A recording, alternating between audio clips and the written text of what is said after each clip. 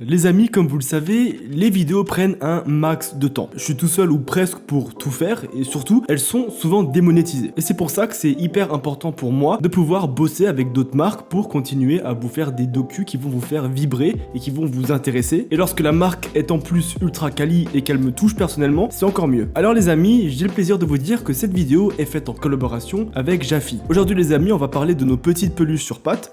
Et non, je parle pas des laboubous. Statistiquement, il y en a qui sont fans des laboubous dans la commune. C'est littéralement obligé. Donc j'ai tellement de questions à vous poser. Et si peu envie d'entendre les réponses. Pour les parents et les futurs parents d'animaux, cette sponsor, elle est faite pour vous. On aime tous les cajoler et les câliner toute la journée, sûrement au point de les pousser à nous maudire. Mais comment ne pas être gaga de cette petite tête? Jafi est une marque de nourriture personnalisée qui prend soin de vos chéris à un prix vraiment abordable. Et ce, sans lésiner sur la qualité. Jafi propose une offre parfaite pour les fadas comme nous, simplifier le quotidien des papas et des mamans d'animaux de compagnie, tout en leur proposant une nourriture saine que vous pouvez totalement personnaliser et livrer chez vous. C'est rapide, efficace et surtout ça permet de ne plus traîner l'équivalent d'une demi-remorque jusqu'à chez vous pour faire le stock de croquettes. Oui, j'exagère lourdement. L'autre avantage de passer à Jafi, c'est bien évidemment le choix. Vous avez des croquettes, de la terrine, des friandises, des compléments alimentaires, toujours avec des recettes et des quantités adaptées à votre animal. Et pour ceux qui prendront l'offre, vous verrez que les produits sont plutôt bons en fait. C'est pas écœurant du tout et c'est normal puisque tout est made in France avec 80% de protéines animales sans gluten, que des ingrédients naturels et les recettes sont réalisées avec des vétérinaires et des nutritionnistes pour vous assurer la meilleure qualité possible pour votre petite boule de poil. Et je ne parle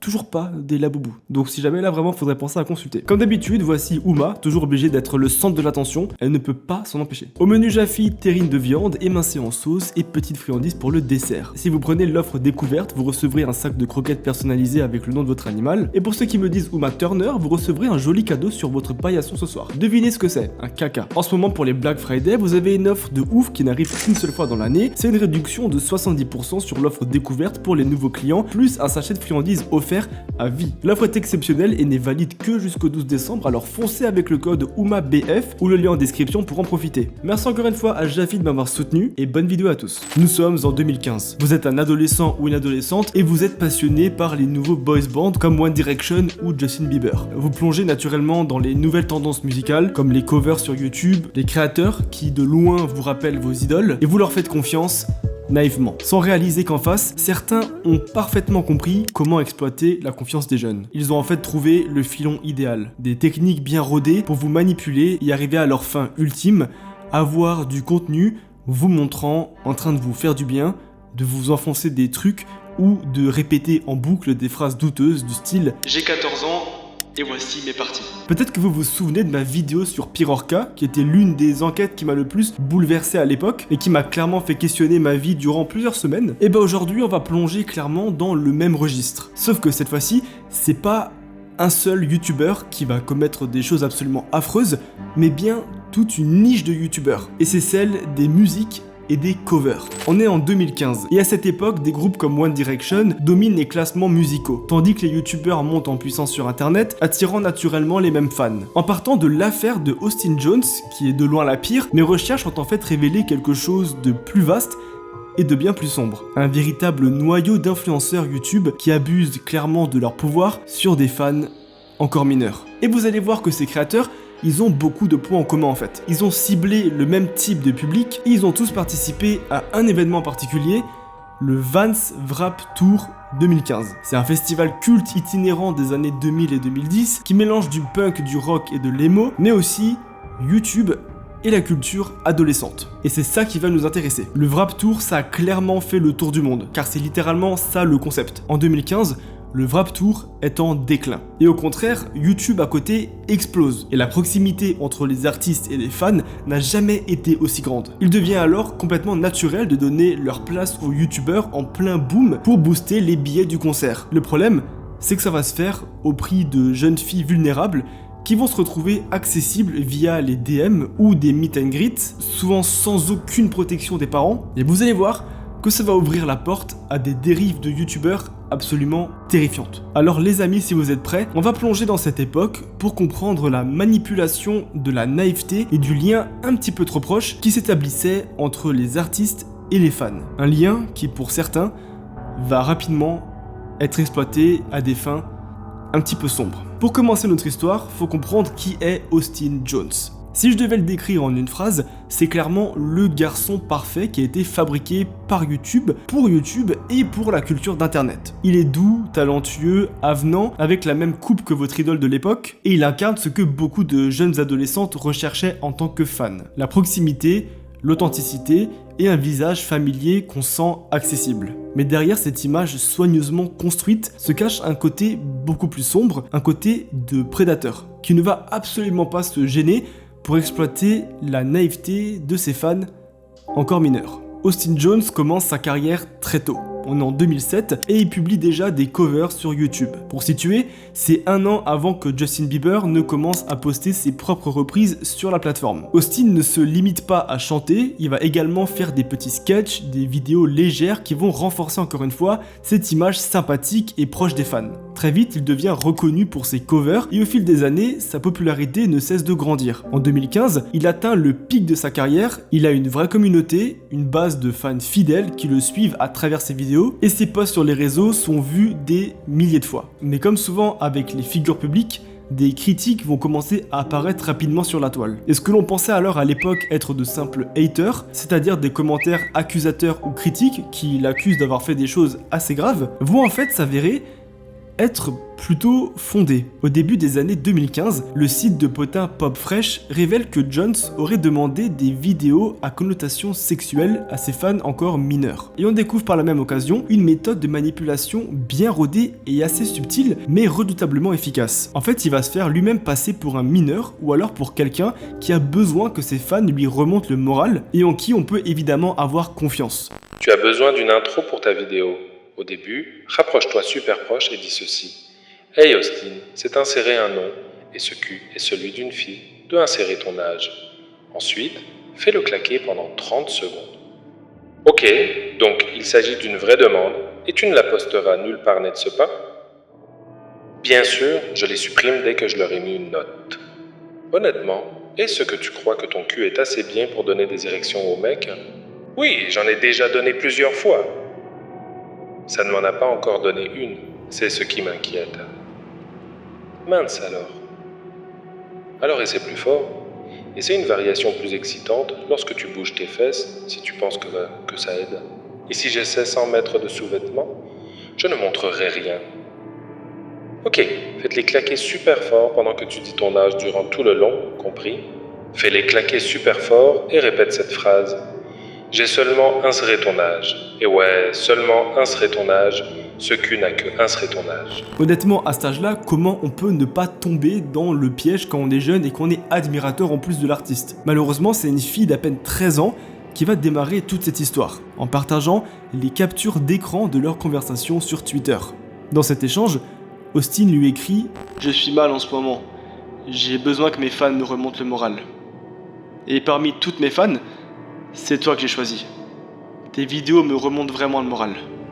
Tu peux m'en envoyer d'autres ?» Comme vous le voyez, il s'agit déjà d'une première technique de manipulation qui va servir simplement à flatter sa cible, à la faire se sentir spéciale et responsable du bien-être de l'artiste. La fille, qui heureusement était lucide à l'époque, lui explique qu'elle n'est absolument pas à l'aise et qu'elle a seulement 13 ans, alors que lui, il est âgé de 18 ans. Elle refuse donc ses demandes et elle souligne qu'elle ne le connaît pas vraiment et qu'elle ne veut absolument pas s'exposer de cette manière à un inconnu. Le problème, c'est que Austin, il n'a pas fini. Lui, il va insister. Il continue de la flatter et lui dit que son corps est beau et que leur différence d'âge n'a pas d'importance, qu'il est seulement là pour s'amuser. Chaque message va être calibré pour retourner la situation et mettre la jeune fille sous pression psychologique. Et vous allez voir que face au refus de la jeune fille, Austin Jones va intensifier la manipulation. Il lui envoie alors une vidéo où il se filme en train de montrer comment twerker.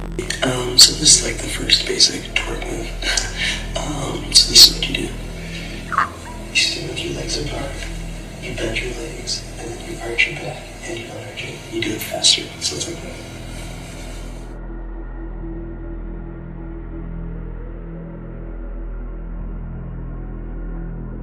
Il va se ridiculiser au passage, mais surtout en lui expliquant qu'il s'agissait en fait d'un tuto, qui lui montrait comment twerker. Puis il lui envoie le message suivant, à ton tour. Comme vous le voyez, la logique elle est absolument implacable. En fait, il va simplement lui donner quelque chose et donc naturellement, il va attendre quelque chose en retour. Et malgré que la jeune fille n'accepte pas, vous allez voir que c'est pas le dernier truc assez gênant et plutôt subjectif qu'il va lui envoyer. The second move is like bending over and trying to make it bounce. So it's like this.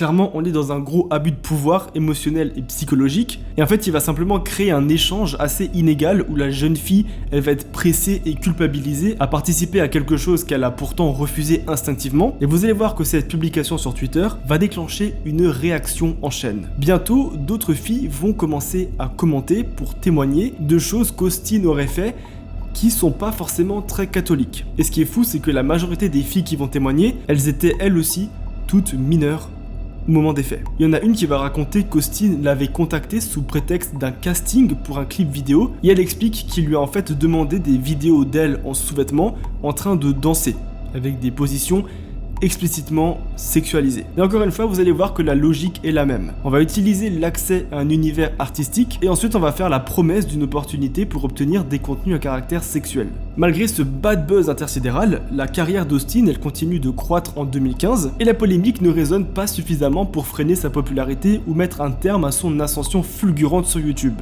Néanmoins, il y a quand même une première réaction de la communauté qui va commencer à émerger. En fait, il y a une pétition qui va être lancée par une fille de 15 ans qui demande tout simplement qu'Austin ne participe pas au fameux Vans Warped Tour 2015, où plusieurs artistes de la scène emo et de YouTube devaient justement se produire cette année-là. La pétition, bien que sincère et significative, ne va malheureusement toucher qu'un petit cercle et n'atteint pas le nombre de signatures requis pour faire pression sur les organisateurs. Face à ce bad buzz, Austin y prend finalement la décision de se retirer de la tournée et il publie un tweet d'excuses en invoquant des projets personnels qui lui empêcheraient malheureusement de participer à cette année, ce qui est clairement dans le top des pires excuses qu'on a entendues. Néanmoins les amis, c'est à ce moment-là que mes recherches m'ont conduit vers des révélations beaucoup plus graves. Et c'est aussi à ce moment-là que j'ai compris que les choses allaient très sérieusement partir en couille. En fait, en enquêtant sur Austin Jones, on va rapidement se rendre compte qu'il ne s'agissait pas du tout d'un cas isolé. À la même période, donc en 2015, il existait déjà un petit noyau d'influenceurs YouTube qui exploitaient et ciblaient des fans très très jeunes. Beaucoup de ces créateurs devaient participer à ce fameux Vans Warped Tour 2015, le fameux festival culte où les adolescents peuvent côtoyer leurs idoles de très près, et vous allez voir que c'est surtout de trop près, et je pense que vous comme moi, on a tout de suite vu le problème, avoir un accès direct à des gamines très jeunes, ajouté à l'autorité que leur confère la célébrité en ligne, ça va clairement créer un terrain idéal pour les abus. Et c'est là qu'on va se rendre compte que l'affaire Austin Jones n'est absolument pas un cas isolé. Mais c'est aussi là qu'on se rend compte qu'il y a un nouvel angle d'approche beaucoup plus effrayant qui va s'ouvrir. Ce n'est pas un seul youtubeur qui est accusé, c'est une multitude de créateurs, tous à la même époque et tous mis en cause pour les mêmes choses, avec les mêmes façons de manipuler et les mêmes abus qui vont commencer à se dessiner. Et les amis, pour continuer la suite de l'histoire, il faut que je vous parle d'un certain Front Porch Step, alias Jake McElfresh. Pour faire un point assez rapide, il est originaire de Newark dans l'Ohio et il se décrit comme un auteur-compositeur-interprète au style acoustique et introspectif. Sa musique elle est souvent comparée à des artistes comme Dashboard Confessional ou City and Color et il résonne particulièrement auprès des fans de la scène emo et pop-punk. Ses textes parlent souvent de solitude et de peine, mais aussi d'émotions adolescentes universelles. Son public il est donc très souvent jeune et on comprend rapidement que McElfresh il sait comment entretenir un lien intime à travers ses vidéos et ses réseaux sociaux avec ses fans. En 2012, il commence à publier ses premiers morceaux sur des plateformes comme YouTube et très vite ses vidéos commencent à attirer l'attention. Il devient l'un de ces artistes qui réussissent à créer un lien direct avec leurs fans en répondant aux commentaires, en partageant des moments personnels et en donnant l'impression d'une proximité réelle. Alors certes aujourd'hui on se dirait que c'est simplement le métier de youtubeur, mais il faut comprendre qu'à l'époque en 2015 c'était complètement novateur de faire ce genre de truc. Et cette stratégie, parfaitement adaptée à l'ère des médias sociaux, lui permet donc rapidement de bâtir une communauté solide autour de sa musique et de son image d'artiste accessible. Il va donc sortir son premier album, Aware, qui le propulse davantage sur la scène nationale. Sa musique gagne en visibilité et son style attire encore plus de jeunes fans, souvent des adolescents et des adolescentes sensibles aux émotions exprimées dans ses textes, comme en fait la majorité des groupes et des chanteurs ultra connus à l'époque. En même temps, il va participer au Vans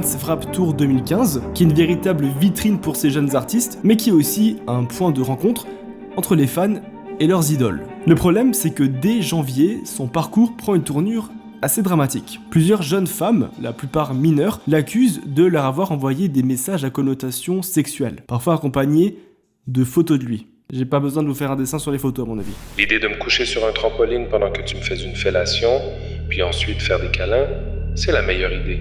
Je vais trouver une fille à emmener à Long Island, puis me rendre à un hôtel, et elle et moi allons t'attacher à un lit, et on va s'occuper de toi. Si je suis encore célibataire au moment où tu deviens majeur, je te marie. Lol, tu es superbe. Comme d'habitude, ces accusations circulent évidemment très rapidement sur les réseaux sociaux, mais bizarrement, aujourd'hui, on n'en retrouve plus aucune trace. Alors que pourtant, à l'époque, ça a quand même provoqué une grosse réaction du public. En fait, ça a tellement causé un drama que le label suspend toute collaboration avec Macal Fresh, et il y a même une pétition qui va demander son retrait du Warped Tour 2015. Dans le même temps, Anonymous va publier une vidéo à son sujet et l'enfoncer encore un peu plus. Greetings citizens, we are Anonymous. It has come to the attention of Anonymous that 23-year-old Jake McElfresh of the music project Front Porch Step has been using his position as a popular musician to solicit sex from underage girls as young as 13 and 14 years of age. When this was first brought to the attention of Anonymous, we initially dismissed it as rumors. However, upon further research it became clear that young girls from all over the country had similar accounts with McElfresh, all of which started on social media sites such as Twitter and escalated to personal text messaging. McElfresh contacts these girls on social media and using his fame and popularity, begins to lure them into making them feel special. He targets young females who have usually had something emotionally or psychologically traumatic occur in their lives, as this is an easier target. He uses their need to have someone to talk to as bait. Throughout the text messaging, he sends nude photos of himself to these young girls and asks them to send him nude photos of themselves. On some occasions, at concerts, he has even invited these children on his tour bus to engage in sex. It is the immediate goal of Anonymous to get McElfresh and Front Porch Step removed from Van's Warped Tour and then to make sure he is held accountable for his crimes. Anonymous has obtained screenshots of text messages between McElfresh and young females, as well as photographs that we will begin posting publicly. Et pourtant, vous allez voir qu'il y a quand même un sacré rebondissement qui m'a clairement étonné et qui est assez grave en fait, c'est que malgré la controverse, McElfresh, il effectue un retour sur scène le 1er juillet 2015 à Nashville. Cette fois-ci, c'est dans le cadre de l'Acoustic Basement Warped Tour, et cette performance, elle est justifiée par Kevin Leeman, qui est le fondateur du festival, et qui précise que McElfresh n'a pas du tout été inculpé et que sa présence n'est absolument pas rémunérée. Ça change tout. Vous vous en doutez, mais cette décision, elle va énormément diviser sa communauté. Certains fans vont défendre McElfresh, estimant qu'il mérite une seconde chance et que chacun peut faire des erreurs, et d'autres refusent de l'entendre et vont poser cette fameuse question: faut-il séparer l'artiste de la personne? En tout cas, certains fans voient en lui un artiste talentueux qui comprend les ados et leur trop-plein d'émotions, et c'est ce qui va lui permettre de pouvoir être réintégré assez rapidement sur scène. Beaucoup de gens vont critiquer l'industrie musicale à cette époque, notamment la culture du pardon rapide et de la réhabilitation des artistes, parfois ou même souvent au détriment de la victime ou de la protection des fans les plus vulnérables. Et le problème, c'est que entre Front Porch Step et Austin Jones, c'est clairement pas la fin des problèmes. En effet, quand on continue à creuser ce fameux Vans Warped Tour 2015, on se rend compte que ce n'est absolument pas des cas isolés. Cette fameuse tournée, qui est censée être le safe space pour les jeunes, cache en fait une réalité bien plus dérangeante. Et deux autres noms vont bientôt revenir assez souvent, un certain Riff Raff et Johnny Craig. Si vous étiez sur internet en 2015, vous vous souvenez peut-être de lui. Riff Raff, c'est un rappeur américain excentrique connu pour ses cheveux tressés fluo, ses bijoux énormes et son personnage délirant tout droit sorti d'un clip MTV. Alors pour le coup, je vous avoue que je ne connaissais absolument pas l'artiste, donc je suis allé écouter un petit peu ce qui se faisait. C'est de la merde. Il faisait du coup lui aussi partie du fameux Warped Tour et il était un petit peu invité comme la touche hip-hop de ce festival plutôt rock emo. Le problème, c'est que sur scène, tout se passe bien, mais une fois dans les coulisses, c'est un autre problème. Pour continuer notre histoire, faut se rendre en 2018 avec une jeune fille nommée Kisly Doucette. Elle est alors âgée de 17 ans. Elle raconte au journal Jezebel qu'elle avait rencontré Riff Raff pendant l'étape du Warped Tour à Milwaukee. Après un meet and greet, elle dit avoir été invitée dans le tourbus et là, selon son témoignage, Riff Raff l'aurait alors isolée, lui aurait fait des avances plus qu'insistantes, et ce bien sûr malgré le fait qu'elle soit complètement mineure. Et elle explique alors: j'étais juste une fan. Je voulais prendre une photo, je ne pensais pas que ça irait aussi loin.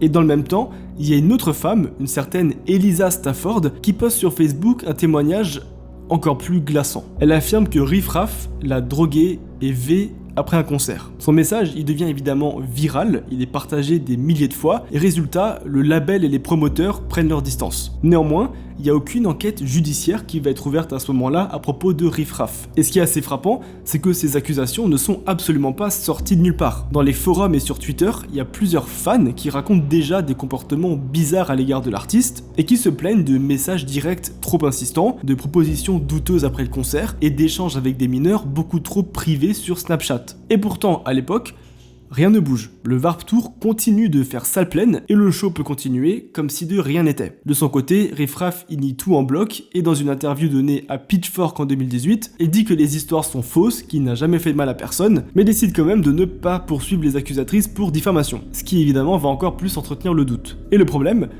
c'est que c'est toujours pas terminé. En 2019, il y a une autre jeune femme qui va porter plainte et il affirme qu'il l'a V dans un hôtel de Las Vegas et elle lui demande 12 millions de dollars de dédommagement et intérêts. Sauf qu'encore une fois, l'affaire est finalement réglée hors cours et encore une fois, de manière totalement confidentielle. Donc on n'a aucune idée de ce qui s'est réellement passé. Et comme je vous le disais les amis, notre deuxième candidat, il s'appelle Johnny Craig. C'est un chanteur du groupe Slaves et encore une fois, c'est un artiste avec un comportement assez bizarre. En 2015, Slave est un groupe programmé sur le Warped Tour, sauf qu'au milieu de la tournée, tout dérape. Le 18 juillet 2015, il y a plusieurs médias spécialisés comme Longboat et Altpress qui annoncent que Slave et Johnny Craig ont été suspendus du Warped Tour. Parce qu'une employée du stand de merchandising du festival accuse Johnny Craig de harcèlement et de comportements absolument inappropriés. Selon les témoignages rapportés à l'époque, Craig aurait tenu des propos à caractère sexuel à plusieurs reprises et ce dans les coulisses du festival. Il aurait aussi été vu en état d'ébriété avancée, flirtant de manière agressive avec des membres du staff, souvent de très jeunes femmes dont l'âge était encore une fois questionné. Tout le monde savait qu'il avait un problème,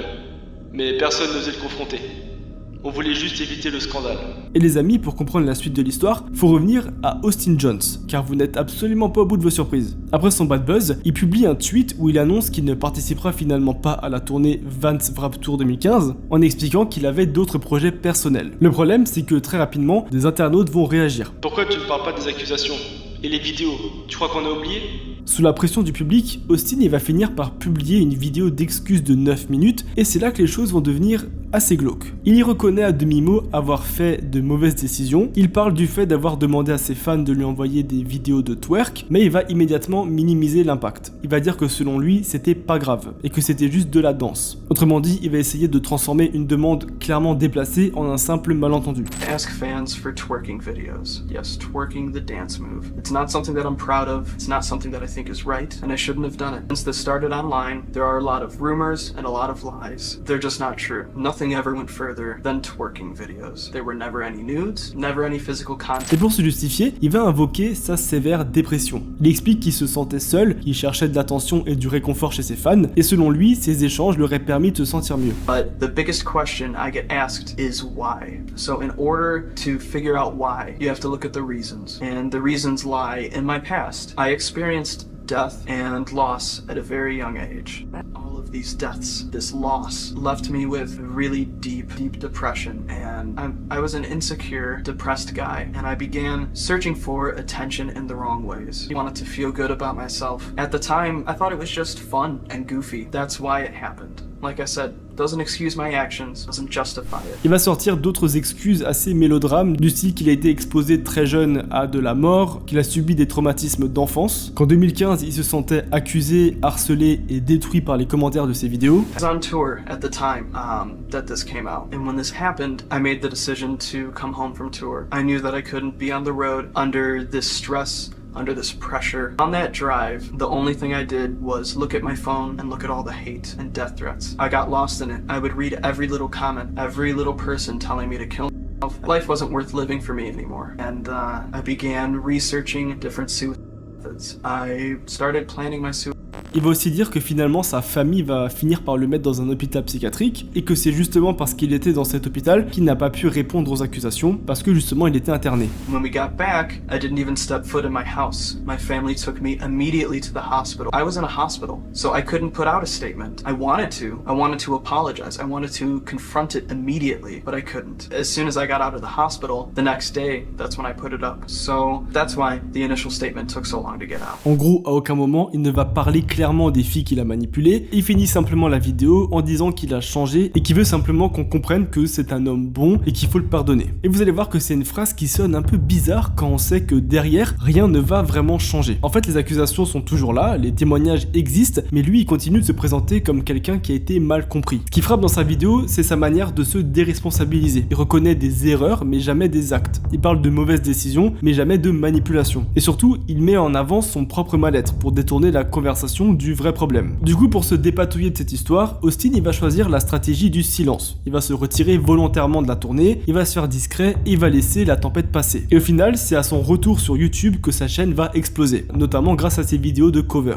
Certaines rumeurs vont même dire qu'il va supprimer sa vidéo lorsque sa chaîne va exploser pour éviter un nouveau drama. Le problème, c'est qu'aujourd'hui, sa chaîne a définitivement été supprimée, donc c'est impossible de vérifier. Et ce qui est fou, c'est que sa communauté ne lui a jamais vraiment pardonné. En fait, c'est parce que ses vidéos et son nom sont devenus viraux que ses vues ont réussi à exploser et qu'il y a une nouvelle communauté qui s'est formée autour de lui. Résultat, il atteint plus de 540 000 abonnés et commence à organiser des petits concerts, des meet and greet et même à sortir un album en 2016. Donc en gros, la nouvelle masse d'abonnés a complètement effacé l'ancienne et les dramas sont passés à la trappe. Mais vous allez voir qu'en 2017, son passé va le rattraper parce qu'on va apprendre des choses assez étranges. Des choses qui vont faire que la police va faire un mandat d'arrêt contre lui. En fait, à cette époque, il y a 2 jeunes filles qui vont porter plainte contre lui et rapidement, il est arrêté à l'aéroport de Chicago. Plus tard, on découvre qu'il avait en fait pris soin de supprimer absolument tout ce qu'il y avait sur son téléphone, mais les enquêteurs vont quand même réussir à trouver quelques trucs, notamment des photos et des vidéos à caractère pédopornographique. Malheureusement, et c'est ça que je trouve le plus fou, c'est qu'il est libéré sous caution 3 jours plus tard. Et dans les 2 plaintes des jeunes filles, on se rend compte que sa technique est toujours la même. Il va faire en sorte de les faire se sentir importantes et les mettre en confiance pour abuser d'elles.